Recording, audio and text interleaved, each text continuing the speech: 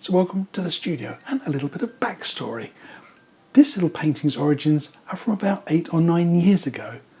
I went on a pastel painting course with a chap called Graham Cox. He used to run a little studio and it was called Moody Views, which was incredibly apt because he did some lovely atmospheric pictures all in pastels, which is what I wanted to improve. Terry and I went along. She did some amazing stuff and well, I did my best. Roll forwards now, 8-9 years, and I'm watching TV the other day and there was a programme on called Escape to the Country, where city folk like me and Terry wanted to get into the wilds. We escaped to the coast. But it triggered a memory watching that programme as they took a couple from a city to the Derbyshire Dales, a wonderful area of outstanding natural beauty here in the UK. And it triggered a memory. Didn't I paint the Derbyshire Dales with Graham? And sure enough, when I went back and checked through my back catalogue of photographs, there was a nice little painting in pastels.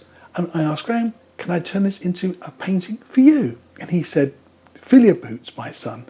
That means get at it and start painting. So here it is, my version of the Graham Cox view of Derbyshire. Happy painting, people. So here's my pastel reference picture. As you can see, the first thing I need to do is establish the horizon line about a quarter of the way up for the base of my canvas.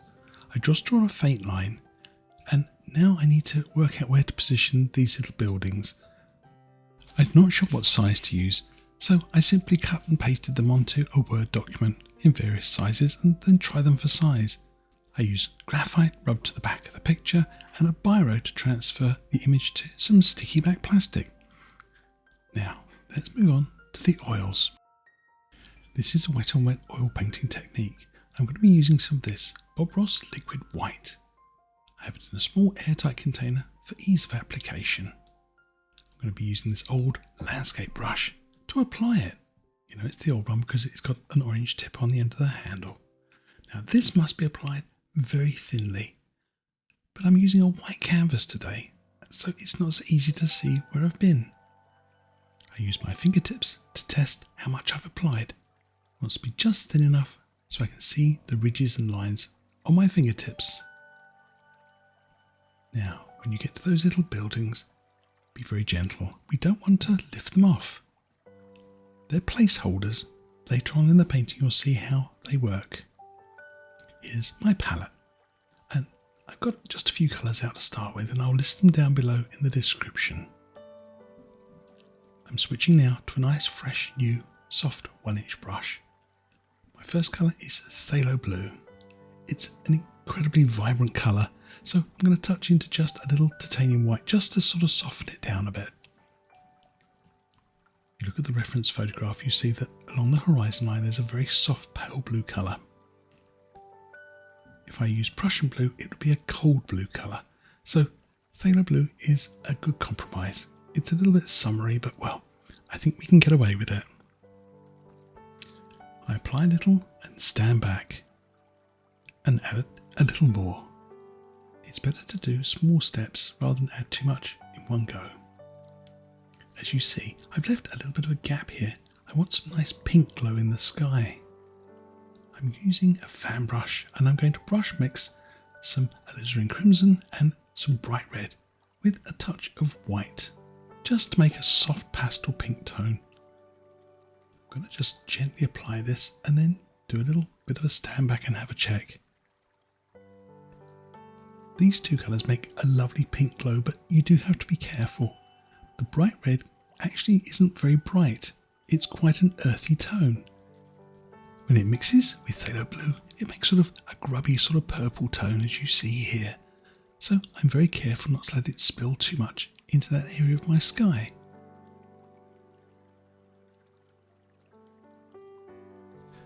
I've got my original 1-inch brush back for some soft blending. Now it's not the best condition brush, it's a little bit sort of scratchy, but if you're gentle with it, you can move the paint just enough to move some of the little details, but try again not to blend too much into the blue tones. I think my painting looks okay, but I want a little more detail. And I'm going to turn to one of my favourite paintbrushes for this. Fingers. I use my fingers quite a lot when I'm painting. I don't always show it when I'm editing, but trust me, a fingertip can do so much work. It can add colour and it can blend very gently. I'm going to just add little touches of blue and a little bit of that pinkish tone here and there, and be careful not to get too much purple. Once again, a soft blend with that old 1-inch brush brings my sky all together. For the remaining part of my sky, I want to brush mix some phthalo blue and Prussian blue together. I want a slightly darker, cooler tone. By adding a darker top line, my eye is drawn down to the centre of my painting. Now here's a neat little trick. Did you wonder why I used a white canvas today? Well, here's one of the reasons why. By using an old, very bristly brush, I'm able to scratch through the paint with the tips of the bristles. This is a lovely way of creating those long streaky clouds we see when they sort of have rain on them. I think they're called horsetail clouds, but I could be wrong. I like to throw in all these little extra details in my painting. It really adds to the whole scene. And as you see, sometimes it starts with the very first thing you put on your canvas. In this case, some white gesso. Now, let's get on to painting my big hillside. I've taken black, some Prussian blue, I'll take a little bit of Van Dyke brown and some alizarin crimson. I want a good dark colour with a grey tone to it. I mix it well and check it on my palette. There, I think that's about right. Time for some planning. If you've watched any of my videos, you know that I don't like to go in, well, completely without some idea of where I'm going. I'll use my reference picture and just scratch in the design. I just use the point of my palette knife. The advantage here is that if you do something and you later think, well, it's not quite right, it's very easy to fix. You see, I'll just use my magic paintbrush to rub it out and scratch it back in again. I want my hillside to be a little more 3D, so just for reference sake, I scratch in this line. We'll see how that works out later in the painting. I use my palette knife to pick up a small roll of that dark grey colour. And notice firm pressure on the back of the knife. I put my finger directly in the centre of the blade and press into the canvas. I use this colour as a stain. I don't want it thickly applied. Adding too much will make applying highlights very tricky. So as I apply it, I scrape off the excess. Being careful not to dislodge those two little placeholders for my buildings. I finish off with some firm knife strokes just to remove the last of that paint. And drop in my reference line again. The final step is to use a 1-inch brush just to remove some of the surplus paint. I'm using my blue sky brush for this. So you think you're all ready to go. Or are you? Well, at first sight this looks pretty good, but watch carefully. Notice how heavily I lean on that palette knife. You would be surprised that that tiny little bit of surplus paint that I'm scratching off can be a booby trap. I can't tell you how many times I failed to do a really nice highlight simply because of that tiny little bit of surplus paint. So when I say scrape it off, I mean get tough with it. For my highlights, I'm going to be using a nice sort of lavender tone for this. Alizarin crimson, and you see a tiny little drop of phthalo blue. Mix this colour very well. I also add a little touch of white to the side of it. I want a pale lavender colour. I want sort of two tones of it. And it doesn't matter if there's a little bit of pink mixed in with it as well. It just adds to the mix. I use the small edge of my palette knife here just to gather a small roll of colour. Now, with very light pressure, just gently graze it across the canvas. Notice how the paint breaks. It creates some soft texture. It looks like little distant rocks along the edge of this hillside. I'll add lots of different values, light and dark, for shadow and highlight, and again, just small gentle strokes with the palette knife. The area to the right of my reference line is in shadow, so I make sure I use mainly the dark lavender tone here. We'll add some little highlights to it later on. I also want to include this little feature. This is based on an area of the UK called Derbyshire, where we have lots of these very steep limestone cliffs. They have a very distinctive shape. A few more touches of highlighting and shadow here, but I want to add some other colours as well. Some yellows and some greens, but there's a problem with them. You see, all these colours are thin and oily, so they stick to a dark colour, but they don't go on very well with a palette knife. I need to do something special with them. That's right, I'm taking them off my palette and I'm putting them on a piece of cardboard. I leave them on the cardboard for about half an hour, 45 minutes, long enough to drink a cup of tea. And let's have a close look. Gosh, look at all that oil soaking into the cardboard. Let's see how this works when we put it on our painting. I transfer the colours back to my palette. I'm going to mix up several values. Sap green with a little cadmium yellow. I might add a touch of white to it as well. And I'm going to mix up some Indian yellow and sap green and add a touch of white there too. I think those are going to work well for my painting. I'll even add a touch of yellow ochre to the side. Now, let's take a small roll of this highlight colour and touch it gently onto our painting. And just like magic, my paint can break. This would have been impossible had I not dried it on the cardboard. This is one of my favourite parts of this painting, applying little touches of highlights, nice greens and yellows, trying to imagine the light playing across this hillside. I'll add a touch more highlight to the edge of this ridge, just to make it really stand out against the dark shadowy area behind it. When you're adding highlights to paintings, take your time with it. Stand back often.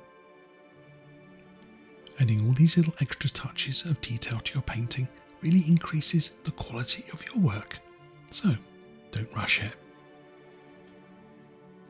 So as you saw in that last little sequence, I took highlighting colours and I managed to get them to break on my mountain by drying them on a piece of cardboard. It's a neat little trick and one you should have a go at occasionally. You'll also spotted I managed to use titanium white with my paint, but I didn't dry it out. And that's because it's already firm and dry, the way Bob designed it to break snow on a mountain. So let's push on with our painting. I've given my palette a good tidy up. Now I want to mix up a good strong dark green colour for an underpainting for the mid and foreground. I used my dark hill colour and added sap green to it and mixed it well. I'm using a clean dry old 1-inch brush for this. Notice how I press down firmly into the paint. I want to drive this colour into the bristles of my brush. Notice how I lay my brush almost flat to the canvas, about 45 degrees, and just tap. I'm building up some texture. Here we are using the principle that a thin paint will stick to a thick paint. It's called fat over lean. Oily paint sticks to dry paint. I'll fill this area in, tapping all the time, making sure I get it nice and dark. Now let's do an experiment. I haven't added any oil to these dried out paints we used for highlighting the hillside. Notice how sort of lackluster they are. They haven't very much oil in them at all. But I'll load them carefully onto my brush. I pull them out and press firmly with a nice soft brush. It's got a little blue on it, but it's actually okay. So you see, my brush is well loaded with paint. but I'm trying to get a dry paint to stick to another dry paint, and the results are not very convincing, are they? They just don't want to stick. In fact, I'm actually taking off some of the dark colour. So when you see me put a dry colour on there and you tell me that it looks a bit too dry, in actual fact, it almost can't be dry enough. As long as my highlighting colours are like these ones, soft and oily. Now, let's try that again. I come back up to this area and just touch gently. And like magic, the soft oily paint sticks to the dry paint very much more easily.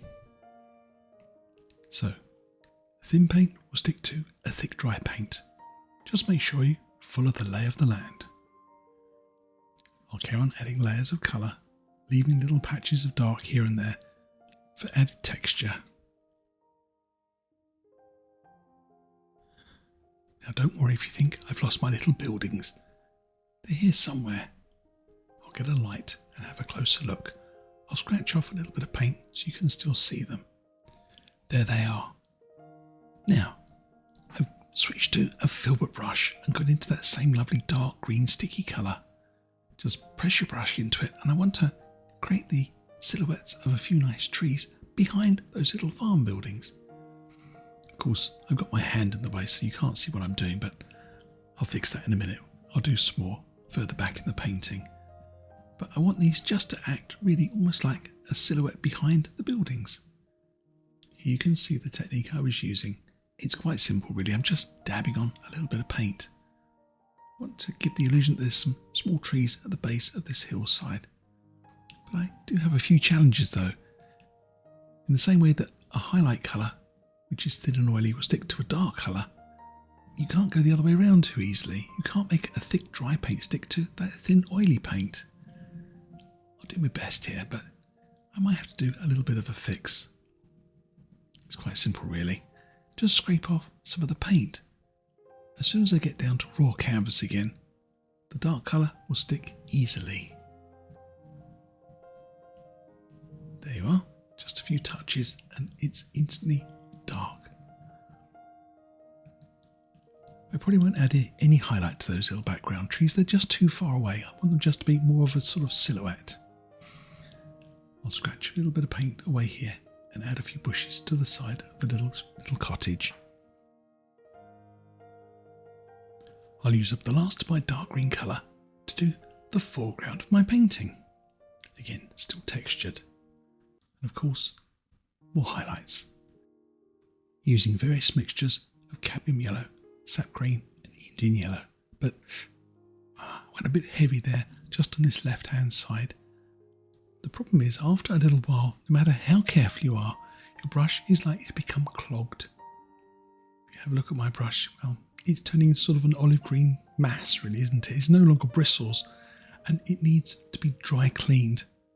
As I say, no matter how careful you are, your brush will eventually clog. So give it a nice dry clean. And while you're at it, let's refresh these colours. Once again, after a while, they turn into sort of like a muddy brown colour. So do yourself a favour, clean your palette and refresh those colours. There we are. Clean dry brush and fresh colour. Now I can come back and add those lovely soft highlights once again. Don't spoil your painting for the sake of a bit of old paint. Now let's have a look at this feature. A couple of nice trees here on the left hand side. They're much closer to us in the painting, so the scale wants to be quite big. I want it to be sort of lower down than the line of those little buildings, so I'll make a small mark here, and then the centre line of my tree. Let's decide here's going to be about this size of my painting. But the problem is, it's really not big enough. It doesn't stand forwards enough, so I have to make it taller than the background hill. By increasing its size, it brings it closer to us in the painting and it sits nicely in the scene. Now, I've been soaking my liner brush in some linseed oil to soften it, and I've gone into some Van Dyke brown and black. And with the very point of the brush, I want to do the centre line of my tree. It doesn't matter if you've got a bit of a shaky hand for this stage. It actually helps. I'm going to add a few nice limbs to my tree, which is in leaf. So it doesn't need to be really a lot of branches, just the basic framework. I work up from the centre, each time increasing the thickness of the branches as I go. I've kept these trees quite nice and compact and tight to the left-hand side of the painting. But now I have a choice. Do I use a fan brush or a filbert brush? I think I'll try a fan brush today. I've gone back into that lovely dark green sticky colour. I'm going to use just the corner of the fan brush just to tap in the basic structure of the trees. Now take this gently. What would often do this stage with a 1-inch brush, but I want to do a slightly more refined version. I'm going to gently add foliage to the branches of my tree. I want a little bit of background sky peeking through. Add a little and stand back and add a little more. It probably wants to be slightly denser in the centre line of the tree, but I like those little holes here and there. I'm also going to add the shadow to the base of the tree. Again, just tapping in some dark green colour. That hides that little mark I left on the ground. I'll add some little grasses and details there later on in the painting. Now, I've mixed up 3 or 4 nice colours here. Some bright greeny yellow colours and some darker green colours. I dry clean my fan brush and I'm going to highlight my tree in 3 distinct stages. So this is a very dark green stage. Notice how I push my little fan brush into that dark colour. This is for a touch of highlighting on the left hand side of my tree, the shadow side. Notice how I carefully pick a few branches and add a colour which is, well, just visible. It's actually almost the same as the dark green colour. Now dry clean your brush and go for a mid-green colour. I saved my brightest colours for last. This is more for the centre line and to the right. Again, I do a little and I stand back. Top tip, when you're adding highlights, take your time. Don't fill everything up with bright colour. I'll give the little tree on the left a touch of highlighting too, but not too much. Once again, a little dry clean, and let's go for the brightest colour. This is almost yellowy white. I want to catch the real sparkle of my tree on this right hand edge. It works great when you're working against a dark background colour, like the hillside. Those colours really stand out. You'll notice in a moment when I try and make them work against the pale blue sky, they don't stand out quite as strongly, but don't force it. It doesn't matter how much you add, they just don't pop. Where they do work though is here, the base of the tree. I add a few bright grassy details, but leave the shadows. Now, time for those little buildings. I actually left my painting overnight to stiffen slightly before I peeled off the little sticky back plastic placeholders.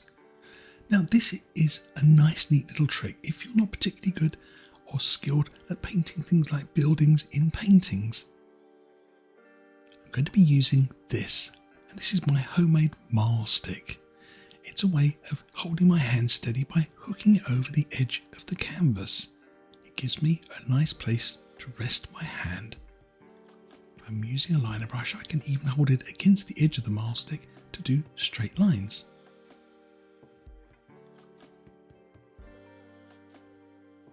The roof of the little cottage is a sort of blue-grey slate colour, so I've made Prussian blue, white and a touch of black.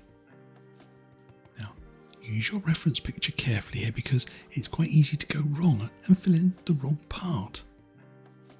Notice how I use that marl stick to steady my hand. Now this is an old farm building, so I don't want this looking too perfect. I'm afraid that's something I tend to do too much. I get them just a bit too neat looking and they look a bit too sort of modern. I added some blue-grey colour to the side. That's the gable end of the building, but it looked a bit too blue.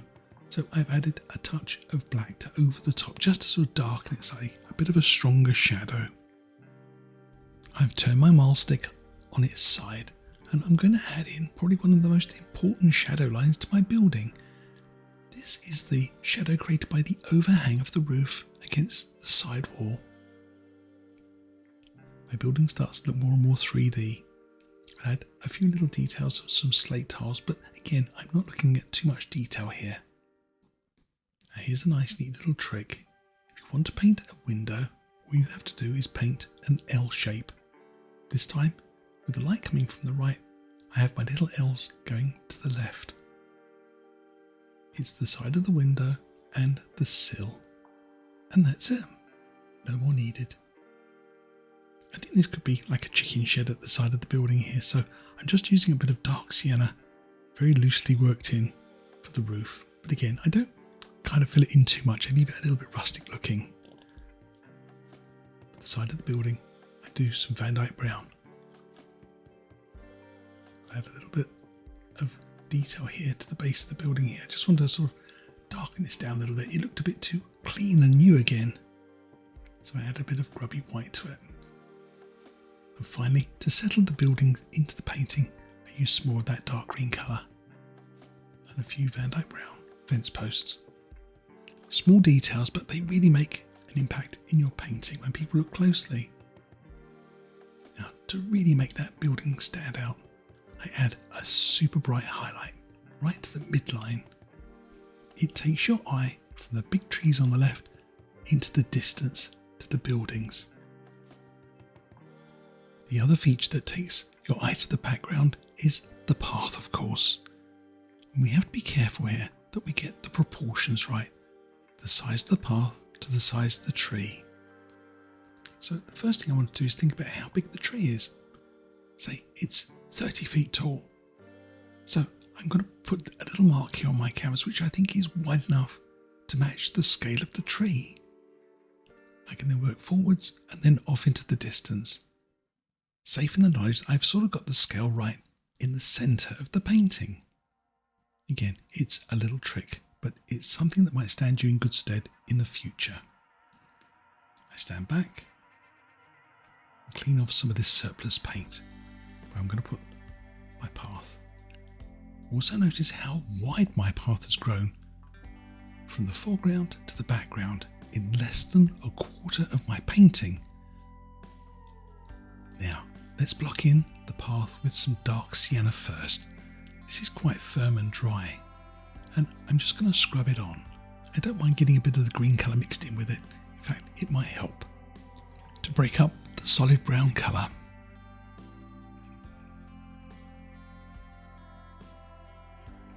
To highlight my path, I'm doing a very loose mix of white with yellow ochre on that same brush.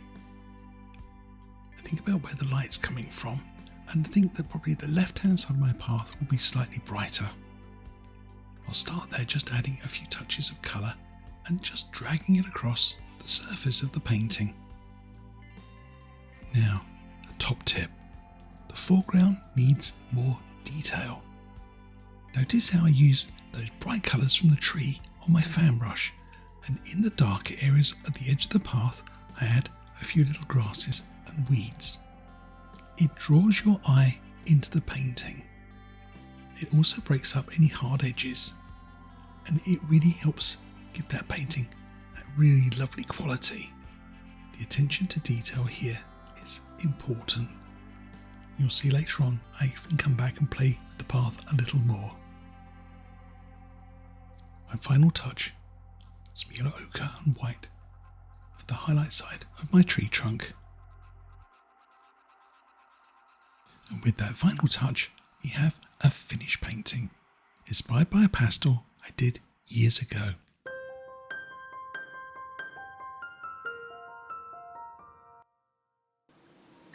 So there you have it, my version of a painting of a pastel inspired by a TV programme I watched the other day. You never quite know when inspiration is going to strike, so always be prepared. You can tell I was a Boy Scout, can't you? And if you've enjoyed watching this, don't forget, give it a little like, that's a thumbs up. You can also subscribe to the channel, and don't forget, when you do, ring the little bell. When I release a new video, you'll be the first to know about it. In the meantime, happy painting, people, and watch this next video. Is that enough instructions? I think so. Happy painting, people.